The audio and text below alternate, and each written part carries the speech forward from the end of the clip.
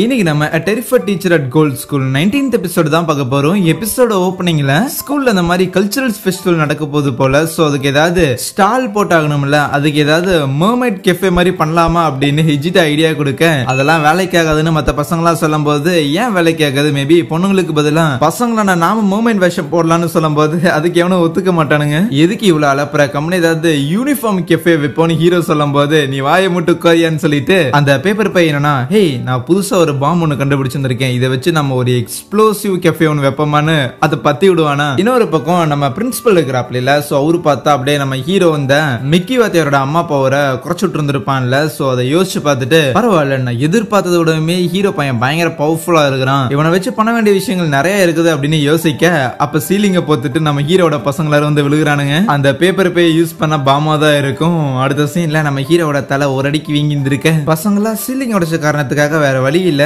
Repair காசை நாம தான் கொடுத்தாகணும், அதனால அவ்வளவு காசு ஏர்ன் பண்றதுக்கு ஏதாவது கேம் ஷோ மாதிரி தான் நடத்தி ஆகணும்னு முடிவெடுக்கிறாங்க. அப்படியே சீன் கட் பண்ணா அப்போ ஒரு வீக்கெண்ட்ல நம்ம ஹீரோ இந்த பொருட்கள்லாம் வாங்கலாம் கல்ச்சரல் ஃபெஸ்டிவலுக்காகன்னு சொல்லிட்டு வெளியே வந்திருப்பானா. நம்ம ஹீரோ கூட அந்த ஒத்த கண்ணனும் அதுக்கப்புறம் சாணவும் கிளம்புறதா இருக்கும். அவங்க கூடயே நம்ம சாணோட அண்ணன் இருக்கிறான்ல, அவனும் வந்திருப்பான். நீ ஏன் கூடயே வரேன்னு சாணு கேட்க, அதுக்கு எபி வாத்தியார், நான் வராம எப்படி, உங்க கிளாஸோட அசிஸ்டன்ட் ப்ரொஃபஸர் ஆச்சே, இவங்க இப்போ ஒரு ட்ரெயின்ல தான் போக போறாங்க, இந்த ஐலாண்ட்ல ட்ரெயின்ல இருக்குது, அதுவே இப்பதான் தெரியுதுன்னு அங்க இருக்கிற மேப் எல்லாம் பார்த்துட்டு, அதுக்கப்புறம் ட்ரெயினும் வருதா, அது பார்த்தா பயங்கர ஆதி காலத்து ட்ரெயின் மாதிரி தெரியுது. சரின்ட்டு அப்படியே அந்த ட்ரெயின்குள்ள ஏற போக, அப்ப நம்ம எபி வாத்தியார் இருக்கிறான்ல, சோ அவனுக்கு ஏதோ தப்பா தோன்ற மாதிரி இருக்கான். இன்னொரு பக்கம் இந்த பூனை பையன் அப்படின்னு சொல்லிட்டு ஒரு 3-4 பேர், இவனுங்களுமே வந்து இதே மாதிரி ஷாப்பிங்காக தான் கிளம்பியிருப்பானுங்க. அந்த குரூப்ல இந்த எதிர்காலத்தை கணிக்கிற மாதிரி ஒரு பையன் இருப்பான்ல, சோ அவன் எனக்கு ஏதோ ஒண்ணு தப்பா நடக்கிற மாதிரி தோணுது அப்படின்னு லைட்டா யூகிப்பான். அதுக்கப்புறம் நம்ம ஹீரோவும் எபி வாத்தியாரும் ட்ரெயின்குள்ள ஏறினதுக்கு அப்புறம் கடைசி நேரத்துல பார்த்தா இவனும் ஒருத்தன் அச்சு புச்சு வருவானா, அது நம்ம டனாக்கா வாத்தியாரா இருக்கும். யோ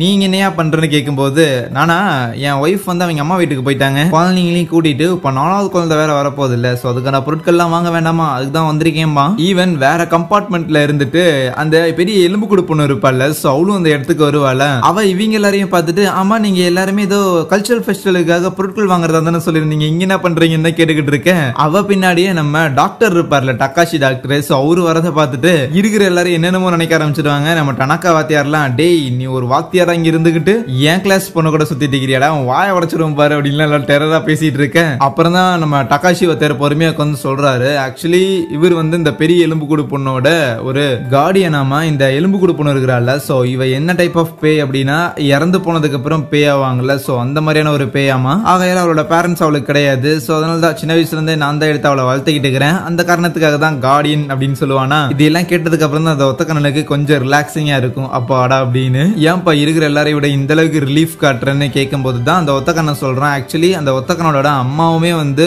ஒரு ஹியூமன் தானாமா, அவங்க கொஞ்சம் வருஷத்துக்கு முன்னாடியே வந்து இறந்து போயிருந்திருப்பாங்க. இது வந்து பெனிகோக்கும் ஹிஜிட்டாக்கும் தெரியும், வேற யாருக்கும் தெரியக்கூடாதுன்னு நான் நினைச்சுக்கிட்டு இருந்தேன்னு சொல்ல, அப்ப ஹீரோ, சாரிப்பா உன்கிட்ட இந்த அளவுக்கு ஒரு சோகமான பேக் ஸ்டோரி இருக்குன்னு நான் எதிர்பார்க்கலன்னு சொல்ல, நீ இந்த மாதிரி சோகப்படக்கூடாதுன்னு தான் நான் சொல்லாம வச்சிருந்தேன். அப்புறம் வாத்தி உன் ஃபேமிலி டீடைல்ஸ் எல்லாம் கொஞ்சம் சொல்லிட்டு பாப்போம்னு கேட்க, நம்ம ஹீரோவும் எனக்கு எப்ப போல அம்மா அப்பா இருக்கிறாங்க, கூடவே எனக்கு ஒரு ட்வின் அண்ணனுமே இருக்கிறான்னு சொல்ல, உன்ன மாதிரி யூனிஃபார்ம் பின்னாடி சுத்தாம இருந்தா அது வரைக்கும் போதும் தான் மானுங்க. அதுவே டக்காஷி டாக்டர் கிட்ட கேட்கும் போது, எனக்கு ஒரு பிரதர் ஒருத்தர் இருக்கிறான், அண்ட் ஹே ஒத்தக்கண்ணா உன்னோட வீட்டுல தான் என் பிரதர் வேலை செய்யறான், சோ உனக்கு கண்டிப்பா அவனை பத்தி தெரிஞ்சிருக்குன்னு சொல்ல, இல்ல எனக்கு தெரியலமாண்ணா, தெரியலையா, ஆனா என் பிரதர் உன் வீட்டுல இருக்கிறங்காட்டி தான் நீ என்னென்ன பண்றங்கிற விஷயம் எனக்கு தெரியும். கடைசியா நீ 4 வயசுல இருக்கும்போது பெட்ல சூச்சு போன, அதுக்கப்புறம் நீ 4th கிரேட் படிக்கும் போது நினைக்கிறேன் ஏதோ ஒரு பொண்ணு உனக்கு ஒரு லவ் லெட்டர் கொடுத்துருக்கு, அந்த லவ் லெட்டர் தூக்கி போட முடியாம நீ அந்த லவ் லெட்டரை இன்னும் பத்திரமா வச்சிருந்திருக்க, அந்த லெட்டர் அந்த எலும்பு கூட பொண்ணு தான் கொடுத்துருப்பா போல.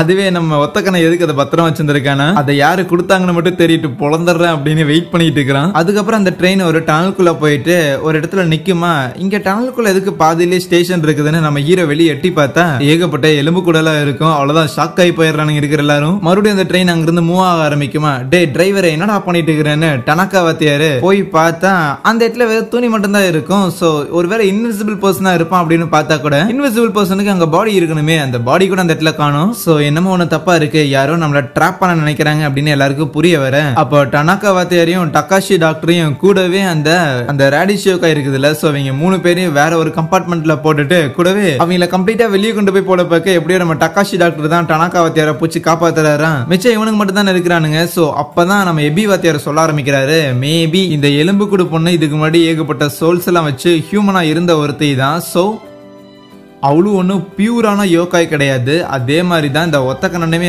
Of human. நம்ம ஹீரோ கம்ப்ளீட்டாவா ஒரு ஹியூமன் பையன், அப்புறம் சானும் சரி எபியும் சரி அவங்க 2 பேரும் காடு. ஒருவேளை இந்த ட்ரெயினை எந்த ஒரு பேயோ இல்ல ஏதோ ஒண்ணு கண்ட்ரோல் பண்ணுதோ அது யோகாயா இல்லாத நம்மளை போட்டு தள்ள முயற்சி பண்ணது போலயே அப்படின்னு சிரிச்சுக்கிட்டே சொல்லுவானா. இங்க டகாஷிக்கும் டனாகா வாத்தியாருக்கும் புரியுது, ஒருவேளை நம்ம பியூர் யோகாயா இருக்கிற காரணத்துக்காக தான் அது நம்மளை வெளியே தூக்கி போட பாக்குதோன்னு. ஒருவேளை இந்த ட்ரெயினே ஒரு கம்ப்ளீட் மான்ஸ்டரா இருக்குமோன்னு சொல்லிட்டு அந்த கம்பார்ட்மெண்ட்குள்ள என்டர் ஆனா ஏகப்பட்ட துணிகள்லாம் போட்ட பேசஞ்சர் இருக்கிற மாதிரி தெரியுமா. ரைட், இந்த ட்ரெயினே ஒரு உயிரினம் அப்படின்னா இது மேல டெஸ்ட் பண்ணி பாப்போமான்னு சொல்லிட்டு டகாஷி டாக்டர் அந்த ட்ரெயினுக்கு ஊசி எல்லாம் போட்டுட்டு இருக்கும் போது அங்க இருக்கிற பேய்கள் அட்டாக் பண்றதுக்காக வருதா. ஓகே, எக்ஸ்பெரிமெண்ட் ஆரம்பிப்போம் அப்படின்னு சொல்லி 2 பேரும் சண்டை போட தயாராக அப்படியே கட் பண்றானுங்க. கம்ப்ளீட்டா அந்த கம்பார்ட்மெண்ட்டே அடிச்சு நொறுக்கிட்டானுங்க. சரின்னு அடுத்த கம்பார்ட்மெண்ட் போனா அந்த இடத்துல ஏதோ ஸ்லீப்பர்ஸ்ல இருக்குமா. திடீர்னு ஏதோ ஒரு புகை மாதிரி அப்படியே டனாகா வாத்தியார் மயங்கி போய் விழுக டகாஷியும் ஸ்மெல் பண்ணி இருப்பான். பட் அதுக்கு முன்னாடி வேற ஒரு ஊசி எடுத்து போட்டுட்டு நல்ல வேலை கம்ப்ளீட்டா மயக்கம் ஆகல அப்படின்னாலும் கொஞ்சம் கான்சியஸ்ல இருப்பானா. அந்த இடத்துல சில பேய்கள்லாம் வரும்போது ஐயோ இன்னும் கொஞ்சம் நான் சுயநினைவுல இருந்தேன்னா கண்டிப்பா உங்க எல்லாரையுமே நல்ல ரிசர்ச் எடுத்துட்டு போயிருந்திருக்க முடியும்னு ஃபீல் பண்ணிட்டு இருப்பான். அதுவே மத்தவங்க எல்லாரும் ஒரு கம்பார்ட்மெண்ட்ல இருக்கும்போது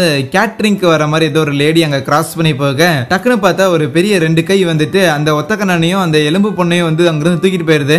என் ஸ்டூடெண்ட்ஸ் விடுறா அப்படின்னு சொல்லிட்டு அந்த கையை கடிச்சுக்கிட்டே நம்ம ஹீரோவும் பின்னாடியே போக இத பார்த்து எபி வாத்தியார் சிரிப்பானா. ஆனா நம்ம சானோ அங்க பாத்தியா ஹீரோ பையன் அவன் கொஞ்சம் வருஷத்துக்கு முன்னாடி நீ எப்படி இருந்தியோ அதே மாதிரி தான் இருக்கிறான்னு சொல்லுவான். அப்போ அந்த கேட்டரிங்க்கு வந்த லேடி இவங்களை அட்டாக் பண்ண பார்க்கும்போது நம்ம எபி வாத்தியார் ஒரே போடு தள்ளிடுவான். ஹீரோவும் அப்படியே அந்த கையை கடிச்சுக்கிட்டே எவ்வளவோ காப்பாத்துறதுக்காக ட்ரை பண்ணிக்கிட்டு இருப்பானா. அப்பதான் அந்த கையில இந்த கண்டக்டருக்கான சிம்பிள் இருக்கிறத பார்த்துட்டு ஒரு கண்டக்டரா ஃபர்ஸ்ட் கம்பார்ட்மெண்ட்ல டிக்கெட் கொடுக்காம ஒருத்தன் ஏறி இருந்திருக்கான் போய் புடி அப்படின்னு சொல்லும் போது டக்குனு அந்த கை அங்கிருந்து போயிருது. ஆனா அப்புறம் தான் ஞாபகம் வருது, ஐயோ ஃபர்ஸ்ட் கம்பார்ட்மெண்ட்ல அவங்க 2 பேர் தான் இருக்கிறாங்க, இப்ப எப்படி அவங்களை கான்டாக்ட் பண்றதுன்னு யோசிச்சவனுங்க. அந்த இடத்துல இந்த இன்டர்காமுக்கு தேவையான விஷயங்கள்லாம் இருக்குமா. சோ அதை கவனிக்கிறான். அந்த கண்டக்டரோட கை சானோவையும் நம்ம எபி வாத்தியாரையும் சூழும் போது கரெக்டா நம்ம ஹீரோவும் இன்டர்காம்ல யார் இந்த ட்ரெயின்ல இருந்தாலும் சரி உடனடியா சீக்கிரம் ட்ரெயினுக்கு மேல வந்துருங்க, ரூஃபுக்கு வந்துருங்க அப்படின்னு இன்ஃபார்ம் பண்ணிருப்பானா. அவங்களுமே ரூஃபுக்கு போனதுக்கு அப்புறம் நம்ம சானோவும் எபி வாத்தியாரும் பின்னாடியே வருவாங்க. அந்த கண்டக்டரோட கை வந்துச்சுல, சோ அதை காலி பண்ணிட்டு தான் அடுத்தது இவங்களை அட்டாக் பண்றதுக்காக ஒரு வீல் பார்த்தா ரோலிங்ல வந்துகிட்டு இருக்க அதை உள்ள போந்து வெட்டி நம்ம டனாகா வாத்தியார் தான் காப்பாத்துறாரு. டகாஷியும் நல்லா தான் இருக்கிறான். அந்த மயக்க மருந்துல அவங்க மயங்கி பயந்துருப்பாங்கல்ல, சோ இப்படியே விட்டு அந்த பேய்களை இவங்களை சாப்பிட்டுரும் அப்படின்னு சொல்லிட்டு அந்த ராடிஷ் மண்டையன் தான் திடீர்னு அவன் தலையில ஏதோ ஒரு பெரிய பூவை கொண்டு வந்திருப்பானா. அந்த பூல இருந்து பயங்கரமான ஒரு நாத்தம் வந்திருக்கும். சோ அந்த நாத்தத்தை தாங்க முடியாம அந்த பேய்களே மயங்கி போக, ஆனா அந்த நாத்தத்துல தான் டகாஷி வாத்தியார் திருப்பி சுயநினைவுக்கு இருக்கிற பேய்கள் எல்லாத்தையும் காலி பண்ணிருப்பாரு. சோ இப்போதைக்கு பிளான் என்னன்னா நம்ம ஹீரோ கிட்ட தான் இந்த டீமன்ஸ் எல்லாத்தையும் எக்ஸாஸ்ட் பண்ற பவர் இருக்குதுல்ல, பேய் ஓட்டுற பவர், அதை பயன்படுத்த போறதுதான். டகாஷி டாக்டர் அவரோட பவரை பயன்படுத்தி பாக்குறாரு. அந்த ட்ரெயின்ல எங்கேயுமே இந்த ஸ்பிரிச்சுவல் பவருக்கான இடமே இல்ல. சோ கண்டிப்பா அந்த பேய் இந்த ட்ரெயினுக்குள்ள இல்ல அப்படிங்கும் போதுதான் அந்த ஒத்த கண்ணை அவனோட ஐசைட் பவரை பயன்படுத்தி பாக்குறான். அந்த இருட்டுல அந்த ட்ரெயினுக்கு முன்னாடி பார்த்தா ஏதோ ஒரு கார்ட் மாதிரி ஒரு டீமன் அதை இழுத்துட்டு போயிட்டு இருக்கு அந்த ட்ரெயினை. சோ அந்த டீமனை நாம எக்ஸாசஸ் பண்ணாலே போதும்னு சொல்லிட்டு எபி வாத்தியார் தான் நம்ம ஹீரோவை தூக்கிட்டு போய் அந்த டீமன் மேல லேண்ட் பண்ண வச்சு அதுக்கப்புறம் நம்ம ஹீரோ அவனோட பவர்ஸை பயன்படுத்த அந்த டீமனும் எக்ஸாசஸ் ஆகுது. பட் அது ஒரு டீமனா மாறுறதுக்கு முன்னாடி ஒரு பூனையா தான் இருந்திருக்கு போல. சோ அதோட ஒரிஜினல் ஃபார்மை காட்ட அப்படியே சீன் கட் ஆகுது. நம்ம ஹீரோ மயக்கத்திலிருந்து எந்திரிக்கிறான் போல, ஏதோ ஸ்டேஷன்ல இருக்கிறான். கூட இன்னும் மத்த பசங்களா இருக்கிறாங்களா, ஸ்டேஷன்ல இருக்கிறோம் அப்படின்னா எல்லாமே கனவான்னு யோசிக்க டகாஷி டாக்டர் இல்ல எனக்கு இன்னும் தலைலாம் வலிக்குது, கண்டிப்பா அது கனவு கிடையாது அப்படின்னா ஓகே தானே. ஹீரோ அங்க இருக்கிற மலையில பாத்துட்டு இருப்பானா, ஏதோ அப்படியே மஞ்சள் கலர்ல மேல எல்லாம் போயிட்டு இருக்கும். ஒருவேளை அந்த ட்ரெயின்ல இருந்த யோகாய்ங்க தான் அனதர் வேர்ல்டுக்கு போகுதோ அப்படின்லாம் பாத்துட்டு இருப்பானா. அப்பதான் அவனுக்கு ஞாபகம் வரும், ஷாப்பிங் போறதுக்காக அவன் பேக் எல்லாம் கொண்டு வந்திருந்தான், பேக்ல தான் பர்ஸ் இருக்குது, பர்ஸ்ல தான் காசு இருக்குது அப்படின்னா என் காசு ஆஃப்டர் லைஃபுக்கு போதா அப்படின்னு சொல்லி புலம்பிக்கிட்டு இருக்க அங்கே இந்த ஒரு எபிசோடை முடிக்கிறாங்க. So thank you.